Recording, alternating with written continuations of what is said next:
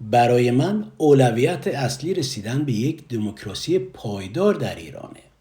دموکراسی که فقط یک تغییر مقطعی نباشه، بلکه ساختاری ماندگار ایجاد کنه که نسل‌های آینده هم بتونن در آزادی، امنیت و کرامت زندگی کنن.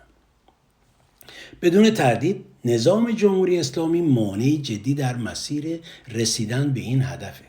این مانع دیر یا زود با مبارزه متکثر مردم از بین خواهد رفت. اما این مانع هدف نهایی ما نیست، بلکه مانعی در مسیر هدف نهایی ماست. چون آنچه آینده رو میسازه فقط این نیست که چه چیزی رو از بین ببریم، بلکه اینه که چه چیزی رو جایگزین آن میکنیم.